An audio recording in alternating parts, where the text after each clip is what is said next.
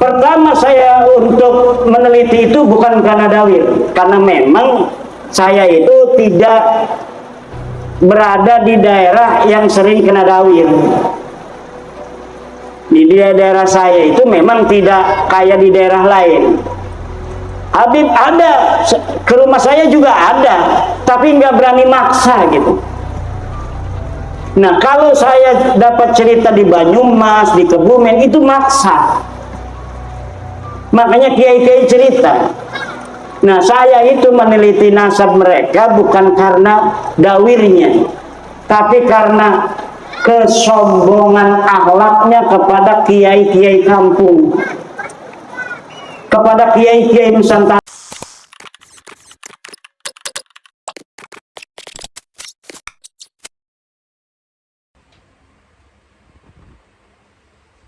Ini hanya framing-framing saja.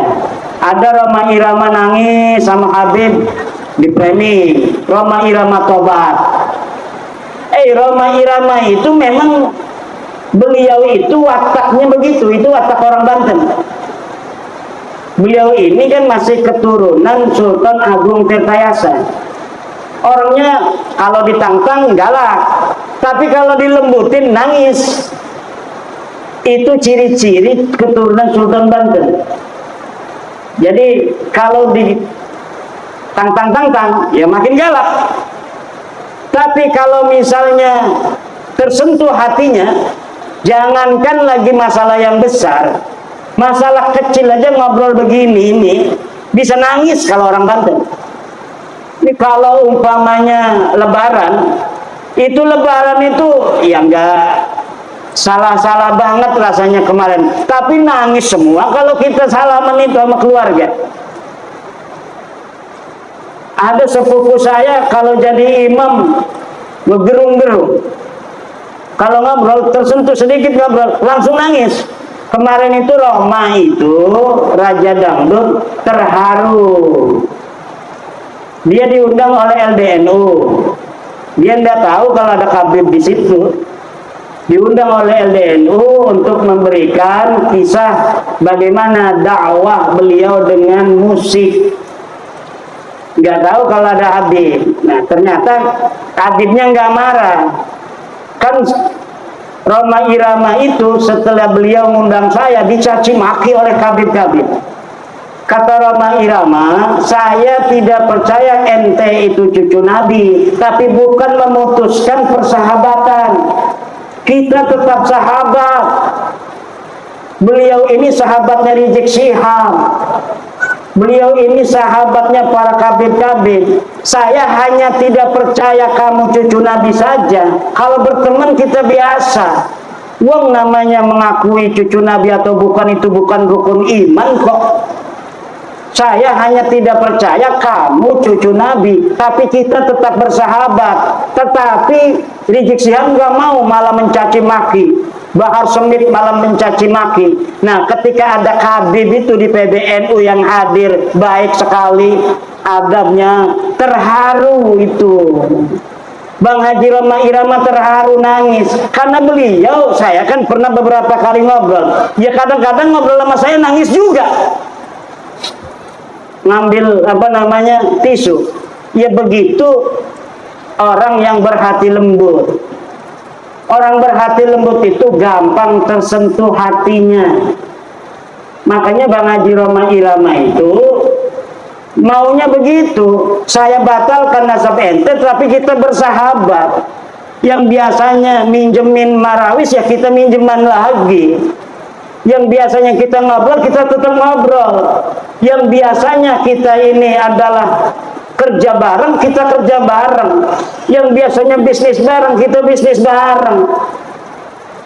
Yang udah kagol punya mantu Balawi, nggak apa-apa, jangan suruh cerai. Kita hanya tidak percaya mereka cucu Nabi. Bukan berarti kita memutuskan segalanya. Itu memang yang diungkapkan oleh Bang Haji Roma Irama. Cuma di framing. Coba lihat itu framingnya. Bang Haji bertobat. Dengerin apa yang diomongin Bang Haji. Apa benar dia ngomong bahwa Balawi sekarang cucu Nabi? Tidak ada. Itu hanya framing-framing. Karena Bang Haji Roma Irama pengennya begitu. saya batalin itu nasab ente, bukan berarti kita bermusuhan, karena memang tidak ada dalilnya. Ente ngaku tahun 895 Hijriah, sebelumnya nggak ada. Sedangkan orang yang diaku itu hidupnya tahun 345 Hijriah. Nah, di dalam tahun 345 Hijriah sudah ada kitab nasab, keturunan Nabi dicatat semua, tapi ente nggak ada. Katanya ente turunan Ubed. Ubed nggak dicatat sebagai keturunan Nabi. 550 tahun. Di dalam kitab Silsilatul Alawiyah nggak dicatat. Di dalam kitab Tahdhibul Ansab tidak dicatat. Muntaqilatul Talibiyah tidak dicatat. Al-Majdi tidak dicatat. Itu semua di abad 5. Masuk ke abad 6 ada kitab karya Imam Al-Fahru Razi, Kiai Haris.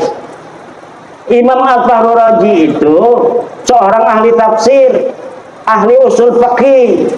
Kalau ada lafaz al-imam dimutlakkan dalam usul fikih, maka al-muradu al-imam ar-Razi. Nah, beliau menulis kitab nasab. Beliau menulis kitab nasab namanya Asy-Syajarah Al-Mubarakah. Beliau menulis Ahmad bin Isa punya anaknya cuma 3, Muhammad, Ali, dan Husain. Tidak ada anak yang bernama Ubed. Itu tahun 597 Hijriah. Kemudian muridnya penulis kitab Al-Fahri itu wafat 614 Hijriah. Menulis juga tidak ada nama Ubed sebagai anak Ahmad bin Isa. Kemudian kitab Al-Asili, kemudian kitab As-Sabatul Musal, kemudian kitab Umdatul Talib Al-Kubra. Semuanya tidak ada yang nulis bahwa Habib ini putune Kanjeng Nabi. Tidak ada. Lamun wis mengkono niku premen kita arep dikon dipaksa-paksa ngakui. Wong kita wis ngedeleng kita belaka. Premen maning ukur urusanane. Apa kita harus berbohong gitu demi kamu? Bahwa kamu cucu Nabi, walaupun kita nggak percaya kan nggak bisa. Jadi udah, kata saya, ini udah selesai. Bahwa ente bukan cucu Nabi. Tes DNA nega melenceng di Haris. Wong India, wong Kaukasus, bukan orang Arab, nggak ada keturunan Arab sama sekali jalur laki-lakinya itu, nggak ada. Maka sudah beres saja biasa. Ayo kita bareng-bareng lagi. Yang biasanya datang tuh ke rumah saya jual minyak wangi, silakan.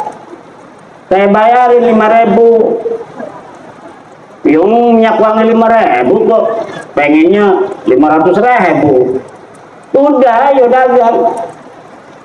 Kalau misalnya kita suka kepada barangnya kita beli. Enggak, gara-gara ente Balawi kita suka barangnya enggak beli, enggak bakal. Ayo kayak orang-orang biasa lagi. Bahwa ente bukan cucu Nabi itu sudah hakul yakin. Tajalla tajalliyan zahiran bayinan. Orang yang masih percaya itu dosa besar itu, dia isbarkan itu. Premen orang dosa besar yang menisbatkan orang yang bukan cucu Nabi diomong cucu Nabi. Itu ida bi Rasulillah. Walladzina yuduna Rasulullah lahum adzabun alim. Orang yang menyakiti Rasulullah itu akan mendapatkan siksa yang besar. Bagaimana coba? Orang yang bukan cucunya Nabi berbuat zina, minum-minuman, narkoba dan sebagainya, sering itu sekali ada di berita. Kemudian kita masih meyakini mereka sebagai cucu Nabi. Lamun umpamane sing di nisbataken orang-orang soleh semua mah nggak banyak gitu. Tapi orang soleh itu mah mungkin bohong, orang gede dosanya itu. Tapi kalau sudah ini yang dinisbatkan orang-orang yang tidak pantas akhlaknya begitu, na'udzubillah, ini lahum adzabun alim. Se-Indonesia bersaksi semua tukang dawir minta duit. Udah terkenal sekali itu. Semua orang, kalau yang saya ketemui kiai-kiai ngomong, alhamdulillah Kiai Imad, gara-gara Kiai Imad sekarang tidak ada lagi yang keliling minta-minta, maksa-maksa minta duit. Itu hampir di setiap daerah. Sampai wakil Rais AM PBNU ketemu saya nggak mau sebut namanya, takut nanti dimarahin. Ketemu saya, Kiai Imad, setelah Kiai Imad ini nggak ada lagi tuh yang keliling-keliling ke rumah minta-minta duit katanya. Jadi yang didawir itu pengurus MWCNU, bukan hanya tingkat MWC, tingkat ranting, tingkat Suriah pun mereka berani dawir. Suriah, PBNU berani didawir sebelum bab nasab ini. Sampai-sampai itu Rais Suriah PWNU Jawa Tengah, Kiai Sodakoh, saya pernah lihat di YouTube-nya.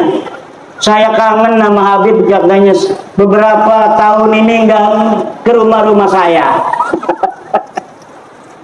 Saya pernah lihat YouTube-nya itu. Nah ini jadi bukan kiai-kiai kampung aja yang didawir Kiai Parma, sampai kiai PWNU, kiai PBNU itu juga kena dawir. Pertama saya untuk meneliti itu bukan karena dawir, karena memang saya itu tidak berada di daerah yang sering kena dawir. Di daerah saya itu memang tidak kayak di daerah lain. Habib ada